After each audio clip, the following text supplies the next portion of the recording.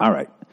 A couple of weeks ago, I was in Liverpool, and I went down to this. It says right here, Magical Beatles Museum. Okay, I was making fun of that John Lennon statue. Who, if you missed the episode, it's literally one of the first things you see, and it's like the white suit. Like, is that the white suit? Why would that be out here in the open where anybody could just take it? You walk up, you realize it isn't the white suit. You realize it doesn't look like John Lennon at all. It's got this awful beard, like taped to the thing's face. I mean, it just looks like a ripoff. I mean, they might as well have had a two-headed goat standing out there or something. So I made fun of it. So anyways, it says, "Hi, Bill. I work at the Magical Beatles Museum and, parentheses, I, like most of the staff, agree with you. The mannequin should be thrown in the river Mersey." Okay. "The guys from Cheap Trick found it weird as well." All right, so that's a major band I believe that band's in the Rock and Roll Hall of Fame, and they are looking at it like, dude, what the fuck? "It's unfortunate you and your pal decided not to come in, as the mannequin certainly does not represent what is inside. The museum is on 3 floors and is filled with 300 and counting genuine Beatles artifacts from 1959 to 1970. See, now this is making me wish I went in there. You got to get rid of that fucking mannequin. These include the medals John Lennon wore on the Sgt. Pepper cover. Wow. George Harrison's Futurama guitar. I don't even know what that is. The spotlights from Abbey Road Studios. Ringo Starr's snare drum. Jesus. Seats from Shea Stadium and the cello from the Blue Jay Way video, etc., etc., etc. The owner of the museum, also the guy responsible for the creepy mannequin, is Rogue Aspinalli Best.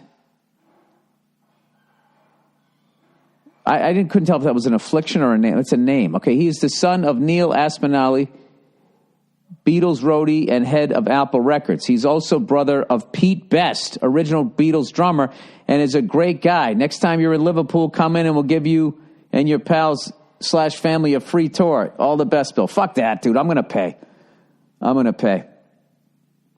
Although I would ask him, does Pete get upset that he started a fucking museum to the band that fired his brother? It's got to be kind of weird, right?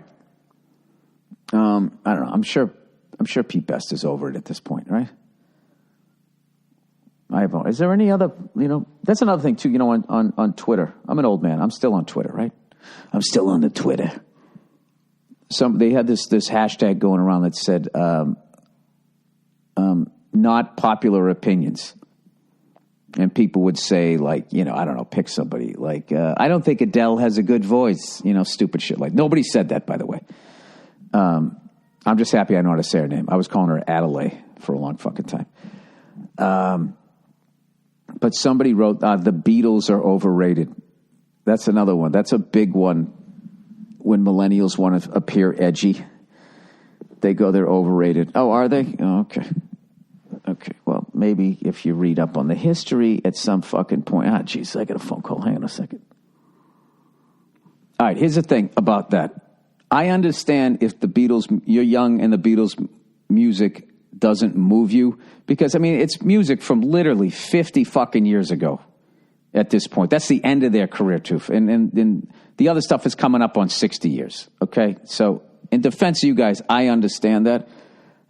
If you don't like it or it doesn't. But they're not overrated. They influenced an entire generation of bands to get started. They made the whole fucking thing possible. And because of them, you're listening to the music that you're listening to today. They are an undeniable part of music history.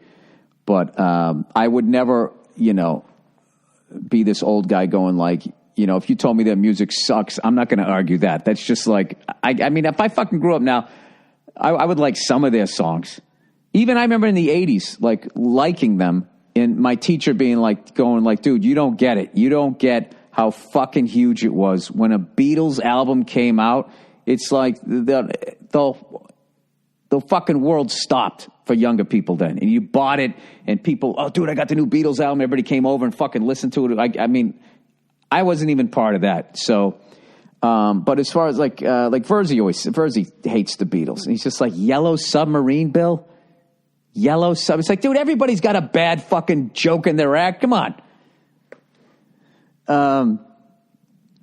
Anyways, Verzi, whatever. I get it. I get it. It's too much time has passed.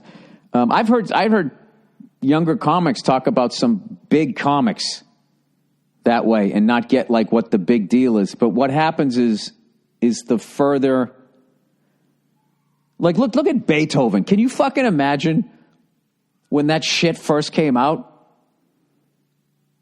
Like, you're fucking sitting there, you got a goddamn boil the size of my foot on the side of your fucking head. You're fighting off typhoid, yellow fever, whatever the fuck, goddamn plague.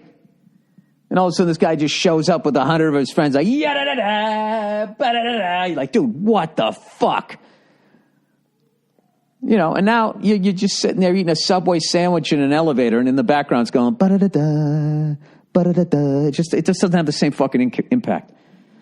But it doesn't mean the dude's overrated. Does it? I don't fucking know. Anyways, moving ahead here.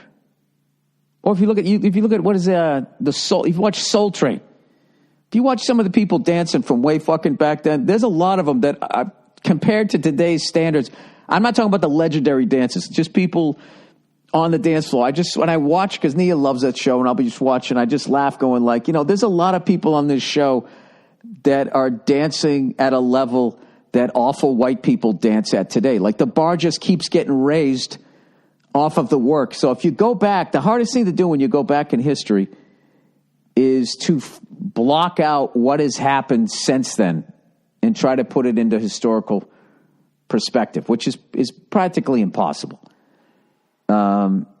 It's like going back and looking at Johnny Unitas, how he threw for over 40,000 yards in his career. And like the next closest guy had half as much as that. But now, like the way the rules have changed, like a goddamn backup quarterback will throw for 30,000 in his career. So it doesn't seem like a big deal. So I don't know. I'm just defending the Beatles, that's all. And now I feel bad that I trashed this fucking museum. And I judged it by that goddamn mannequin. All right, cheesing babies. Dear Billy Badge, have you seen these pussies throwing cheese onto their kids' faces? I saw one of them. It's just the fucking desperation for people to get views on the internet to the point. I mean, look, I'm a performer. I have a desperation for it. I get it on some level. But when you start, like, the amount of videos I just see of, like, parents with, like, their kids, right?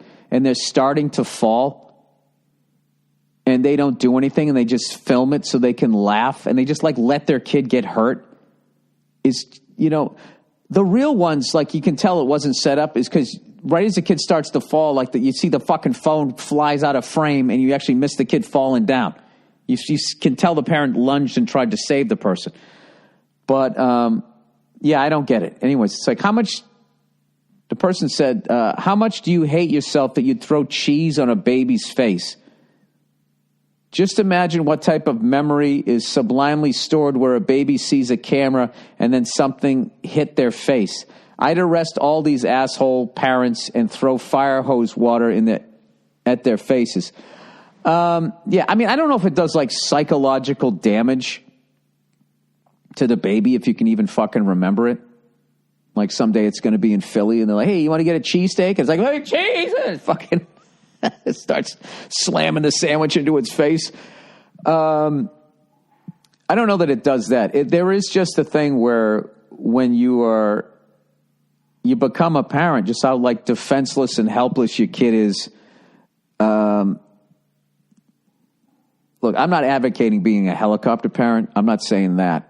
But there's just something about filming it. Like, because it's the kid obviously doesn't enjoy it. It obviously startles the kid. And the fact that you're putting your own fucking adult needs ahead of that.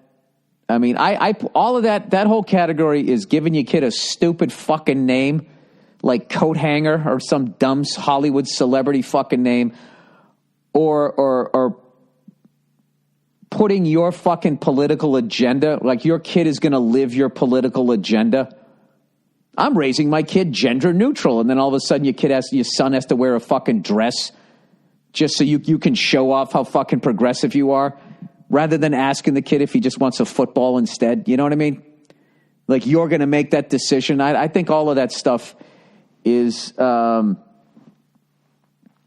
don't know I'm not a psychologist. I just, it's not how I would do it. You know, I think you should, if your kid starts to fall, you should try to catch your kid. I think if there's cheese, you should hand it to your child. If your kid wants to eat it, they eat it. If they don't, then you finish it and gain a few more pounds like a dad, right?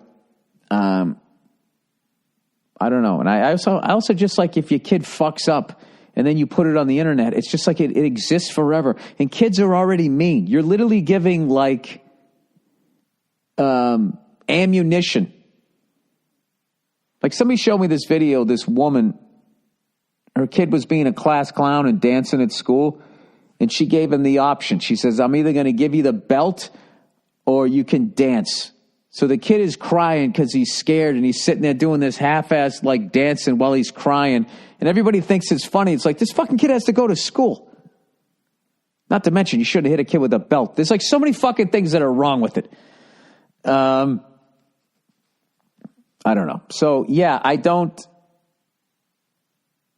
like, and I think, you know, your instincts that you're that mad that I can feel the anger that you have towards it. Yeah, like, you shouldn't do that. And I imagine with your level of anger, like, some shit was done to you, as was done to me. And I think you go one of two ways. You either repeat it / try to take it to the next level, or you just go back to like, oh, I remember what that felt like. Yeah, I'm not doing that.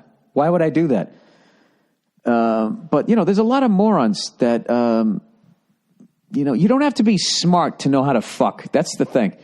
If they just made it like something like if it was as difficult as getting like a degree in something, I think the world would be a better place. But anybody can be like, oh, my dick's standing up, I want to stick it in there. Next thing you know, you have a fucking kid and you're throwing cheese at it and you're filming it. I don't know. I wouldn't do it. We'll see. We'll see what the fallout is. But my kid's not going to be part of that fucking experiment.